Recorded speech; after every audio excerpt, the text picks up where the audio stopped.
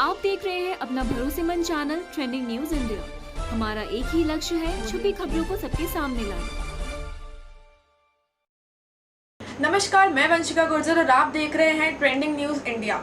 नरेंद्र मोदी की सत्ता का 20वां साल, बीजेपी ने की क्लिंटन, बुश और मार्गरेट से तुलना।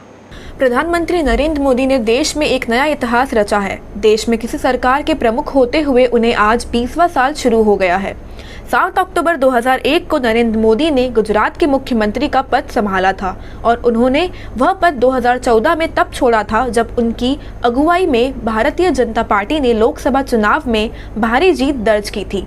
2014 में नरेंद्र मोदी पहली बार देश के प्रधानमंत्री बने और अब प्रधानमंत्री पद पर बने हुए उन्हें 7वां वर्ष शुरू हो चुका है। कुल मिलाकर नरेंद्र मोदी को किसी सरकार के मुखिया बने हुए 20वां वर्ष शुरू हो गया है।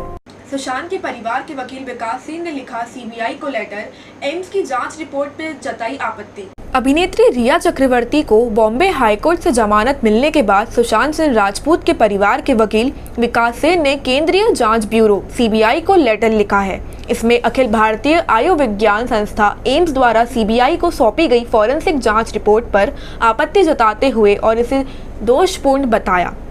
कोरोना वायरस की रिकवरी 85% के ऊपर, लगातार कम हो रहे हैं भारत में एक्टिव केसेस। देश में हाल के दिनों में कोरोना वायरस के एक्टिव मामलों में लगातार कमी आ रही है और साथ में नए केस भी पहले के मुकाबले कम सामने आ रहे हैं। यही वजह है कि देश में अब कोरोना वायरस के रिकवरी की दर में लगातार सुधार हो रहा है।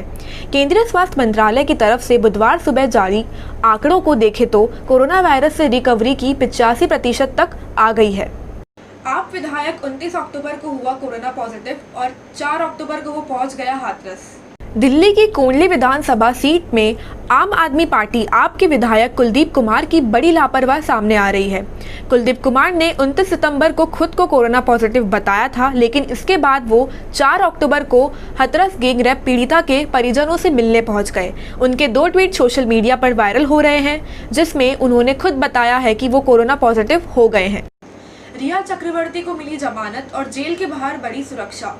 सुशांत सिंह राजपूत की मौत के मामले में ड्रग कनेक्शन को लेकर गिरफ्तार फिल्म अभिनेत्री रिया चक्रवर्ती को जमानत मिल गई है। बॉम्बे हाई कोर्ट से बुधवार को रिया चक्रवर्ती को जमानत मिली।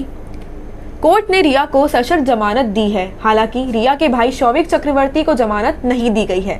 सूत्रों के हवालों से पता चला है कि यूपी में दंगों के लिए हुई थी 100 करोड़ की फंडिंग। 50 करोड़ रुपए मॉरिशस से भेजे गए उत्तर प्रदेश में दंगे भड़काने के लिए 100 करोड़ से ज्यादा की फंडिंग के सुराग मिले हैं। सूत्रों के हवाले से यह खबर मिली है कि ईडी ने पूरे मामले की जांच शुरू कर दी है और जल्द ही मनी लॉन्ड्रिंग के तहत केस दर्ज कर सकती है। जानकारी के मुताबिक जांच में यह पता चला है कि यूपी में दंगे भड़काने के लिए 100 करोड़ रुपए की फंडिंग हुई है। इसमें 50 करोड़ रुपए मॉरिशस से आए थे। यह फंडिंग दंगे भड़काने में इस्तेमाल की जाने वाली वेबसाइट के जरिए हुई है। 16 साल की गर्भवती दलित लड़की की पिता और भाई ने मिलकर कर दी हत्या। उत्तर प्रदेश के शाहजहांपुर जिले में ऑनर किलिंग की एक घटना सामने आई है। यह 16 साल की एक गर्भवती दलित लड़की की उसके पिता और बड़े भाई ने बड़ी ही बेरहमी से हत्या कर दी। इसके बाद परिवार की इज्जत के खातिर उसके शव को शत-विशत कर दिया गया।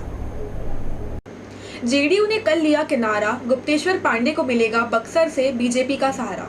नीतीश कुमार ने स्वयं गुप्तेश्वर पांडे को पार्टी की सदस्यता ग्रहण करवाई, जिसके बाद इस बात की संभावना जताई जाने लगी कि विधानसभा चुनाव में जेडीयू ने बक्सर जिले को किसी विधानसभा सीट से चुनाव लड़ जा सकती है। अब तक एनडीए में बीजेपी और जेडीयू के बीच में सीटों का बंटवारा हो चुका है, तो बक्सर जिले की 4 विधानसभा सीटों में से 2 डुमराव और राजपुर एससी जेडीयू के कोटे में आई है और बक्सर से बीजेपी से चुनाव लड़ेंगे गुप्तेश्वर पांडे। हाथरस कांड, गांव छोड़ना चाहता है पीड़िता का परिवार। पिता बोले, हमें मौत दिखाई दे रही है। हाथरस केस पे एक तरफ जहां दंगे कराने की साजिश के खुलासे हो रहे हैं, वहीं दूसरी तरफ ताजा हालत को देखते हुए पीड़िता का परिवार गांव छोड़ने की बात कर रहा है। परिवार के लोगों ने कहा है कि वो डर में रह रहे हैं और गांव में कोई भी उनकी मदद नहीं कर रहा है। बिहार महागठबंधन छोड़ एनडीए में आए मुकेश सहनी को बीजेपी ने दी अपने कोटे से 11 सीटें। बिहार विधानसभा चुनाव के लिए एनडीए की ओर से सीटों के बंटवारे का ऐलान कर दिया गया है। बुधवार को भारतीय जनता पार्टी ने मुकेश सहनी को विकासशील इंसान पार्टी वीआईपी के साथ गठबंधन की जानकारी दी। बीजेपी की ओर से ऐलान किया गया कि वीआईपी को अपने कोटे से 11 सीटें देंगी। साथ ही भविष्य में मुकेश साहनी को विधान परिषद की सीट भी दी जाएगी। ऐसी ही तमाम खबरों के लिए हमारे साथ बने रहिए और देखते रहिए ट्रेंडिंग न्यूज़ इंडिया। धन्यवाद।